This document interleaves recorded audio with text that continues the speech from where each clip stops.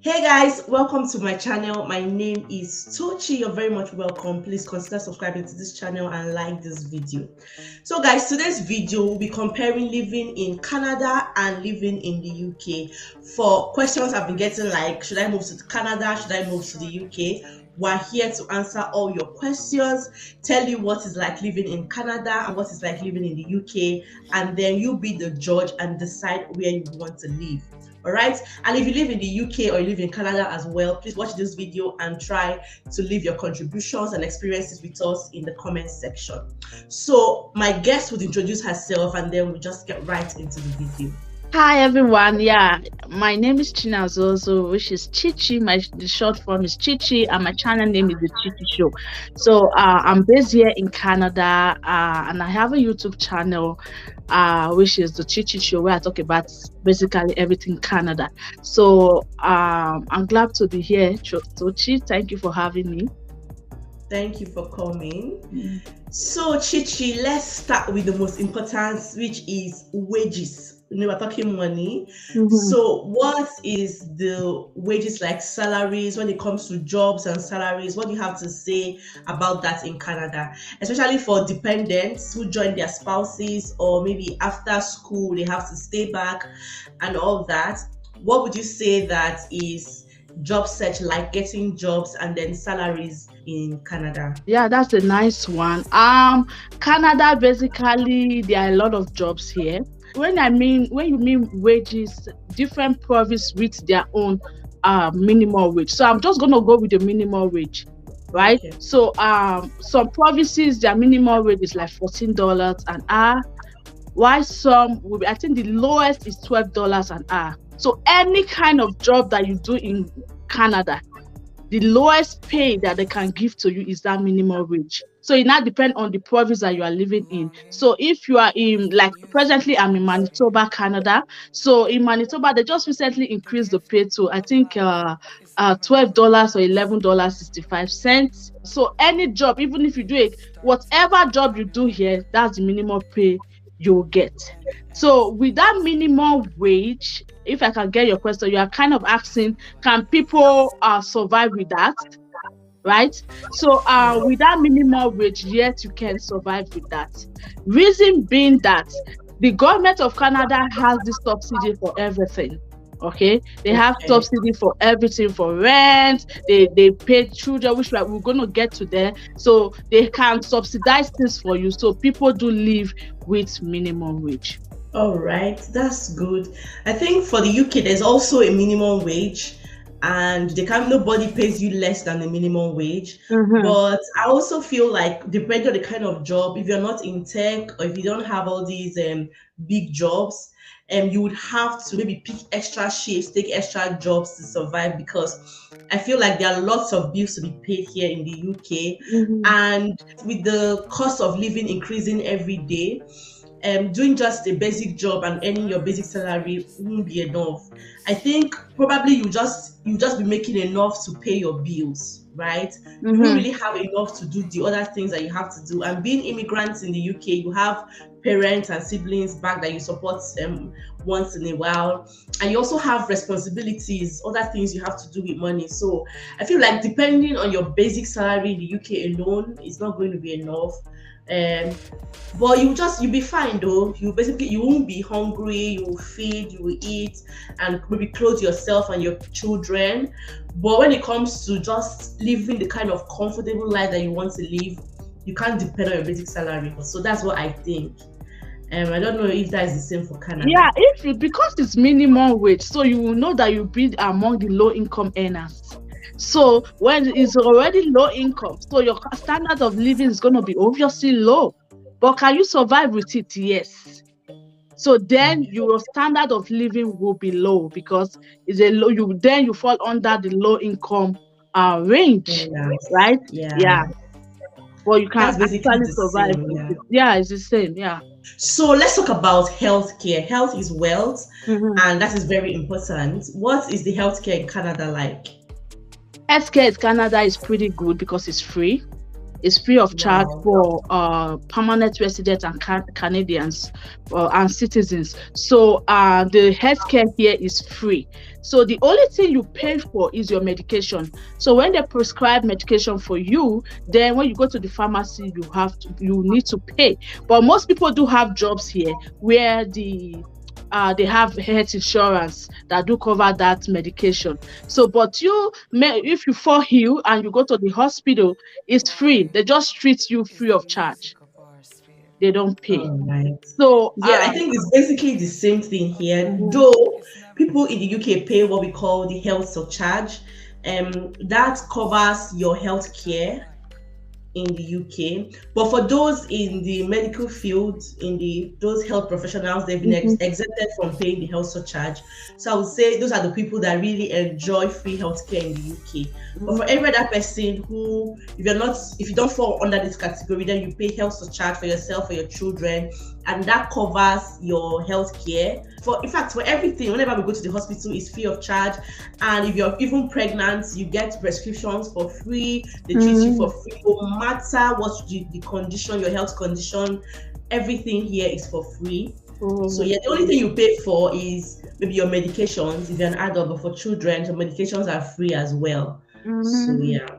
Yeah, here in Canada, once you are a permanent resident or a citizen with or without a job, healthcare is free for you, right? Once you go to the hospital, they are going to treat you for free. If you are a student, then it's included. Your health insurance is already included in your fee, right? So you pay your healthcare insurance in your fee, so you can get healthcare as a student. Then work permit. If you have work permit, probably your job has that health coverage. If your job doesn't have the health coverage, then you buy your health insurance.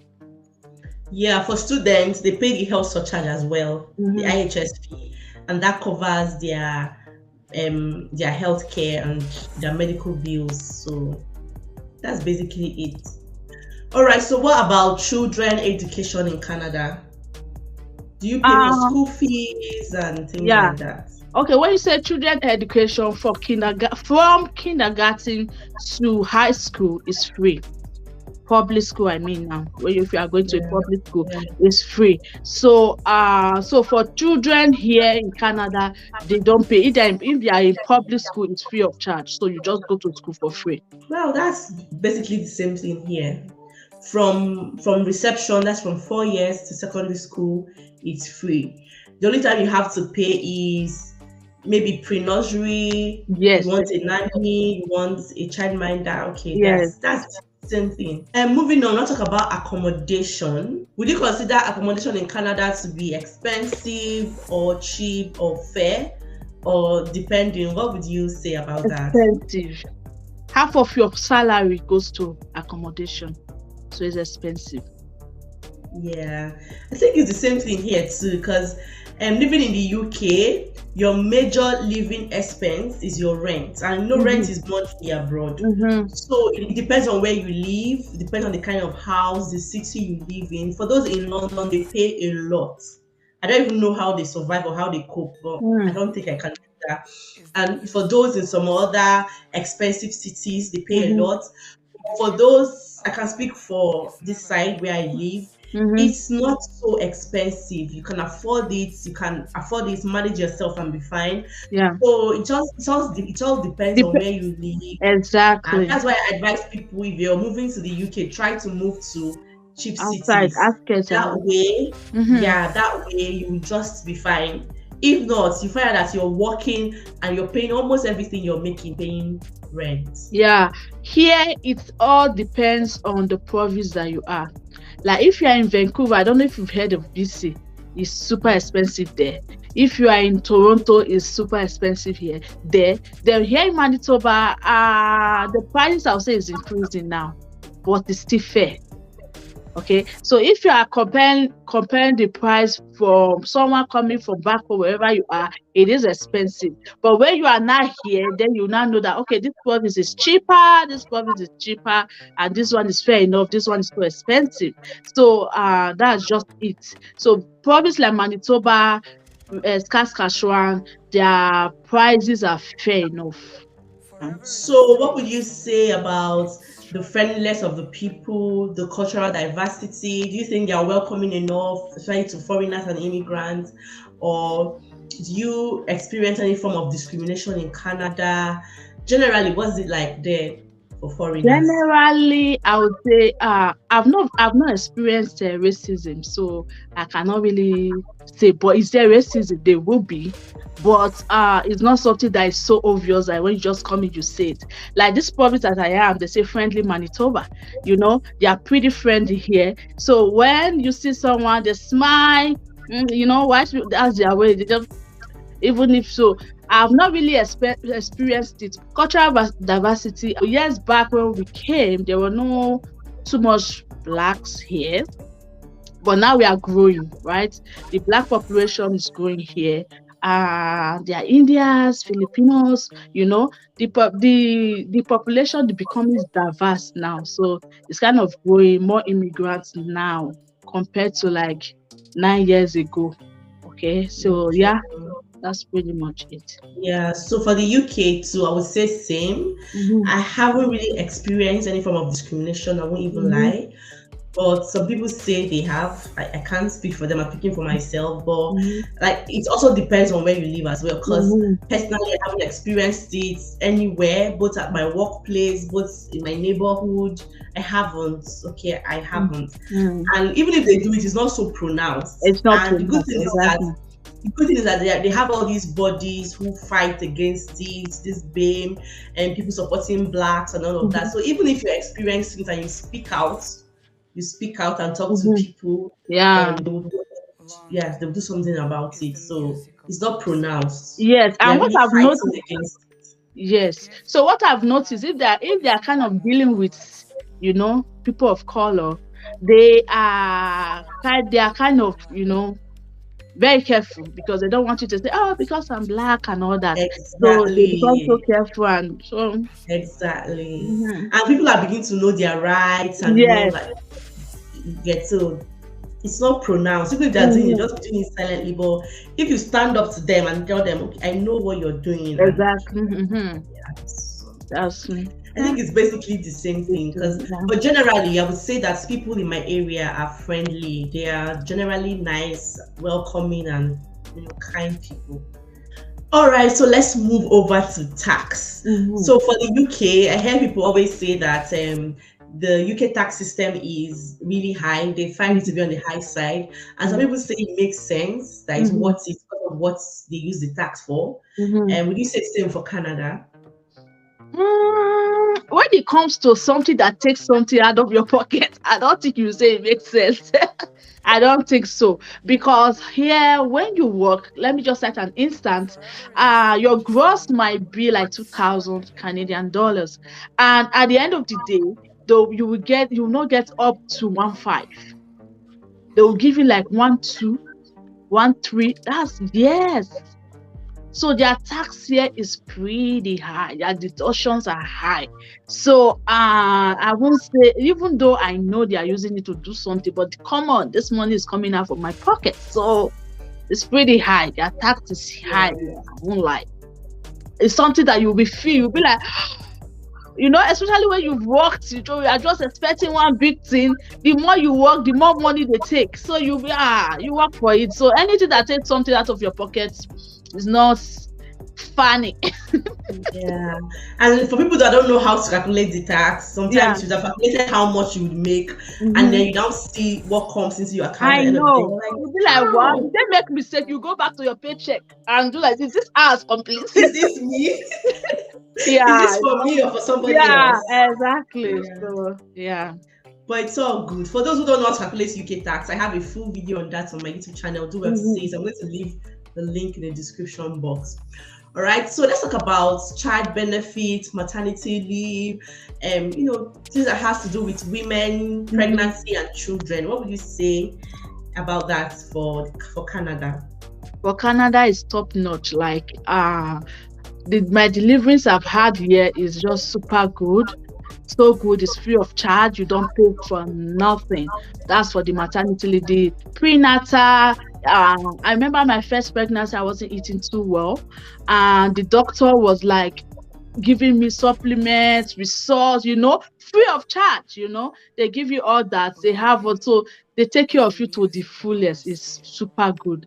Then for the child care, they have what they call universal child benefit here in Canada, where every child that is between the ages of 0 to 17 years is being paid. Okay, so once you turn 18, then they'll stop paying you. So but the pay depends on your parents' income. Okay, so not every Canadian gets that pay, but let's say in 100%, 10%, because before you be making that amount, that those are the rich, the big boss, but basically more than half of Canadian family gets that pay. So they do pay they do pay their kids between I think 500 and something Canadian dollars. So if you are under that low income, you get 500 and something dollars. Then if you are, so it now left to depend on your income, your parents' income. That's when they start reducing it. So it's also depend on the child age. So children that are below 6, that are below 6, they get their pay is higher. But once you turn 6 to 17, they kind of reduce it a little bit. All right. For the UK, it's almost the same thing, but not every child gets child benefits here. And it also depends on the condition of your visa, because some of us, our visa states that we're not entitled to public funds, right? So you don't get child benefits. I think maybe until you become a citizen, you get your British citizenship or something like that. But for now, no. The only thing that we get is maternity pay if you're entitled to it. And for maternity pay, you should have worked for a while. If you work for a while, there's how they calculate it. I've made a full video on that on my channel already. There's how they calculate it. And once you're entitled to maternity pay, they will pay you your pay for 9 months after having your child. You'll be getting your maternity allowance for 9 whole months. So that's one good thing. I love that too. And for maternity pay too, if you are not entitled to your workplace, maybe you've not worked for a long time, the government will pay so long as you can prove that you've worked for, I think, 13 weeks. So I don't know how to calculate it. I can't remember right now. But if you can prove that you've worked for a particular number of months, government will pay you maternity allowance for 9 months. Okay, regarding that maternity pay, the way it works here is that they pay you 50% of your gross. Okay? So they pay you 50% of your gross, and you must have worked for 600 hours. Yeah, it's how they calculate it. The last 600 hours before you give birth. So you must have worked for that. And 55%. They pay you 55% of your gross. So if you want to take 1 year, the maximum you can take for mat leave is 18 months. So if you take 1 year, then they will take 55% of your gross income. But if you take 18 months, then they will take 33% of your gross income. So they'll pay you, 33% of your gross income. But if you take 1 year, which is 12 months, they'll pay you 55% of your gross income. 18 months, that's huge. Yeah. For the UK, is 1 year. Maternity leave is 1 year, but 9 months is paid. The other 3 months is unpaid. So you get 9 months paid maternity leave. And if you want to take extra 3 months, fine, but it's unpaid. If you want to go back to work after that, it's up to you. Okay. Yeah, they pay you for the full one, only that they reduce the percentage. So if you are taking 1 year, 55%, if you are taking 18 months, 33%. And you also have access to as the husband or the dad, you can take paternity leave too. Yeah, you can take paternity leave too. I take paternity leave. I remember my husband took his too. Yes. When we had a baby here. So just to let you guys know, it's for when you are a permanent resident and a Canadian. Okay, it's for when you are a permanent resident and a Canadian or a citizen. Let me put it that way. Okay, It's not really for everyone. Everyone, yeah. I think some things are better enjoyed when you become a citizen of the country. Yeah, for here there's not much difference between a citizen and a PRO. The only difference is that PRO cannot vote. That's the only difference. You enjoy all the other benefits. It's just that you can't vote. Only citizens can vote. Does that make sense? How can you live in the country and don't have a say of who is in government? You will get there. So it's something that you then look forward to. Because here, once you're a PRO, in 3 years, you apply for your citizenship. Once you pass and swear your oath, then you become a citizen. So you look forward to that. Oh, I can't wait to be a citizen so that I can vote this guy out. You know, something like that. So you look forward to So that's just it. Yeah. All right, guys. I think we've come to the end of this video. Please leave your comment for us in the comment section. If you're living in Canada, you're living in the UK, or you've lived in the UK and then moved to Canada, or moved from Canada to the UK, share with us your experiences in the comment section. Let's continue this conversation there. Thank you guys for watching. Please subscribe to the channel. Subscribe to chy's channel as well. Her channel name is the Chi Show. Show her support. Thank you guys, and I'll see you guys in my next video. Bye.